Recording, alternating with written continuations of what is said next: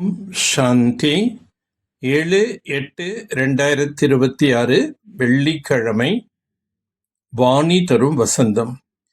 இனிமையான குழந்தைகளே, இதுவரை படித்த அனைத்தையும் மறந்து ஒரு தந்தையை நினைவு செய்யுங்கள். தூய்மையின் பலம். நீங்கள் சர்வசக்திவான் தந்தையுடன் யோகம் செய்து தூய்மை ஆகிறீர்கள்.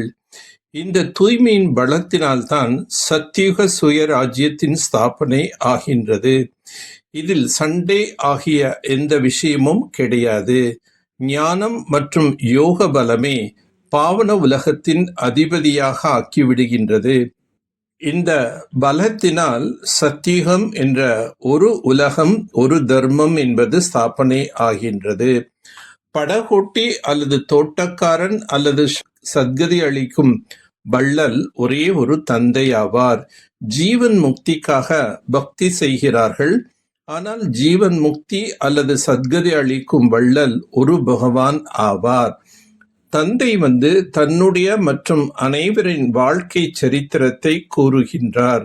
சிவ பரமாத்மாய நம என்று மனிதர்கள் கூறவும் செய்கிறார்கள். ஆனால் அவரது வாழ்க்கை சரித்திரம் பற்றி தெரியாது.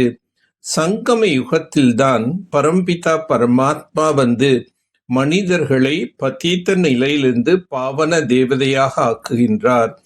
உத்தம புருஷர்கள் அல்லது புருஷோத்தமராக ஆக்குகின்றார். யார் நல்ல முறையில் ஞானம் கேட்கின்றார்களோ அவர்களே சத்தோகுணம் உடையவர்கள் என்று கூறுவார்கள். யார் கொஞ்சம் கேட்கின்றார்களோ அவர்களை ரஜோகுணம் உடையவர்கள் என்று கூறுவார்கள். யார் கேட்பதே இல்லையோ அவர்களை தமோகுணமுடையவர்கள் என்று கூறுவார்கள். பிரஜாபிதா பிரம்மகுமார் குமார்களாகிய நீங்கள் பாரதத்தை சத்தோ பிரதானமான சொர்க்கமாக ஆக்கியே விடுவோம் என்று குழந்தைகளாகி நீங்கள் இப்போது உறுதிமொழி என்பது எடுத்துள்ளீர்கள். சத்தியுகத்தில் ஒரே தர்மம், ஒரே ராஜ்யம் இருந்தது என்பதை குழந்தைகளாகி நீங்கள் நிரூபித்து புரிய வைக்கிறீர்கள். திரேதாவில் சூரிய வம்சத்திலிருந்து மாறி சந்திர வம்சத்திற்கு செல்கிறார்கள் என்றாலும் கூட மொழி ஒன்றாகத்தான் இருக்கும். இப்பொழுதோ பாரதத்தில் அநேக மொழிகள் உள்ளன. எவ்வாறு பயணம் செய்து தன்னுடைய ஊருக்கு பக்கத்தில் வரும் பொழுது நம்முடைய வீடு வந்துவிட்டது, நம்முடைய தேசம் வந்துவிட்டது என்று பார்த்து மகிழ்ச்சி அடைவார்கள். அதுபோன்று உங்களுக்கு கூட உங்களது ராஜதானியின் காட்சிகள் தெரிந்து கொண்டே இருக்கும் அருகாமையில் செல்லும் போது. பாபா முயற்சி செய்யுங்கள் என்று நமக்கு எவ்வளோ சொல்கின்றார். முயற்சி செய்யவில்லை என்றால் இறுதியில் ஐயோ ஐயோ என்று கதறுவார்கள். மேலும் பதவியும் குறைந்துவிடும். தங்களுடைய உடல் மனம் பொருளால் சேவை செய்கிறோம். யார் எவ்வளவு சேவை செய்கிறார்களோ அவர்கள் தங்களது வருங்காலத்தை உருவாக்கி கொள்கிறார்கள். நீங்கள் தான் வீட்டின் உறுப்பினர்கள் ஆவீர்கள். உங்கள் மூலமாகத்தான் பாபா சத்தியுக சுயராஜ்யத்தை ஸ்தாபனை செய்வித்துக் கொண்டிருக்கின்றார். செலவுகள் கூட நீங்கள் தான் செய்கின்றீர்கள்.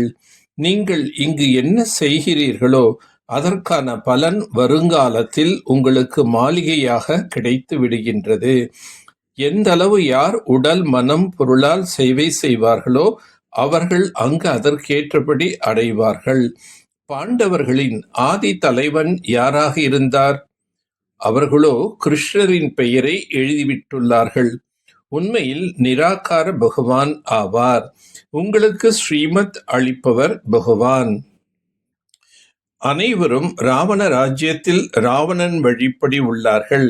ராவனுடைய வழிப்படி எவ்வளோ அசுத்தமாக ஆகிவிட்டுள்ளார்கள். இங்கு சுகத்தின் பெயர் அடையாளமே இல்லை. இங்கு ஏதாவது சுகமா என்ன? சந்நியாசிகள் கூட இச்சமயத்தின் சுகத்தை காக்கை எச்சிலுக்கு சமம் என்று கூறியுள்ளார்கள். எனவே அவர்கள் இல்லறத்தை விட்டு விடுகிறார்கள். அவர்கள் சொர்க்கம் அல்லது சத்தியத்தின் ஸ்தாபனை செய்ய முடியாது. கிருஷ்ணபுரியோ பரமாத்மாதான் ஸ்தாபனை செய்கின்றார். சிறிய குழந்தை பிரம்ம ஞானிக்கு சமம் என்று பாடவும் பாடப்படுகின்றது. சிறிய குழந்தைகளுக்கு விகாரங்கள் பற்றி தெரிவதில்லை. ஸ்ரீ கிருஷ்ணர் முதல் நம்பர் மலராக இருந்தார். கிருஷ்ணர் மற்றும் கிறித்துவர் இருவருடையதும் ஒரே ராசியாகும். கொடுக்கல் வாங்கல் கூட தங்களுக்குள் நிறைய நடக்கின்றது. பாரதத்திலிருந்து அவர்கள் எவ்வளவு செல்வத்தை எடுத்து சென்றுள்ளார்கள். இப்பொழுது மீண்டும் கொடுத்து கொண்டிருக்கின்றார்கள். ரிட்டர்ன் சர்வீஸ் செய்து கொண்டிருக்கின்றார்கள். ஐரோப்பிய வாசிகள் தங்களுக்குள் சண்டையிட்டு முடிந்து போய்விடுவார்கள். இதை பற்றி கூட கதை உள்ளது. 2 பூனைகள் சண்டையிட்டன. நடுவில் குரங்கு வெண்ணெய் சாப்பிட்டு விட்டது என்று. இந்த விஷயம் தற்போதனுடையது. அவர்கள் தங்களுக்குள் சண்டையிடுவார்கள். மேலும் ராஜபாக்கியம் உங்களுக்கு கிடைக்கப் போகின்றது. கருத்து வேற்றுமை கூட நீங்கி போய்விட வேண்டும். நாம் ஒரு தந்தையின் குழந்தைகள் ஆவோம். இங்கோ தந்தையை நினைவு மட்டும் செய்ய வேண்டும். எந்த ஒரு தேகதாரியையும் மனிதனையும் நினைவு செய்ய வேண்டியம் இல்லை. ஆத்மா எப்பொழுதும் ஆண் ஆகும். மற்றபடி சரீரம் கணக்கு வழக்கின்படி ஆண் உடல் அல்லது பெண் உடல் என்பது கிடைக்கின்றது. சங்கம யுகத்தில் சிறந்த செயல்கள் செய்து புருஷோத்தமர் ஆக வேண்டும். தரத்தில் தாழ்ந்தவராக ஆகிவிடும் வகையில் அப்பேற்பட்ட எந்த ஒரு செயலையும் செய்யக்கூடாது. மறைமுகமான ரூபத்தில் தந்தைக்கு உதவி செய்பவராக ஆகி பாரதத்தை சொர்க்கமாக ஆக்கும் சேவை செய்ய வேண்டும். தங்களுடையதே உடல் மனம் பொருள் மூலமாக பாரதத்தை சொர்க்கமாக ஆக்க வேண்டும். நினைவு மற்றும் தூய்மையின் பலத்தை சேமிப்பு செய்ய வேண்டும்.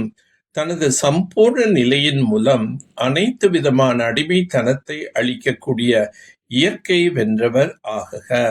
நீங்கள் தனது சம்பூர்ண நிலையின் நிலைத்து விடும் பொழுது இயற்கையின் மீது கூட வெற்றி, அதாவது அதிகாரத்தின் அனுபவம் செய்வீர்கள்.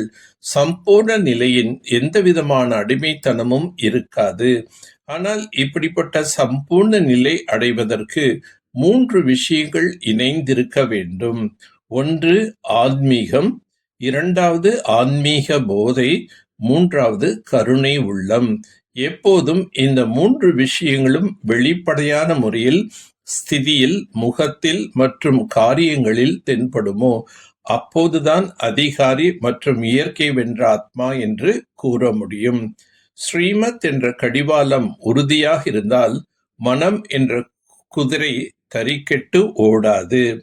ஒருவேளை ஏதாவது அசுத்த விருத்தி, நினைவு மற்றும் சங்கல்பம் இருந்தால் பிராமணன் என்ற ஸ்திதியில் நிலைத்திருக்க முடியாது. ஆகையால் ஒவ்வொரு அடியிலும் எச்சரிக்கையாக இருங்கள். சிறப்பு அம்சங்களின் கூடவே ஒரே ஒரு பலகீனம் இருந்தாலும் ஒரு பலகீனம் பல சிறப்பு அம்சங்களை அளித்துவிடும். நல்லது. ஓம் சாந்தி. ஓம் சாந்தி. ஓம் சாந்தி.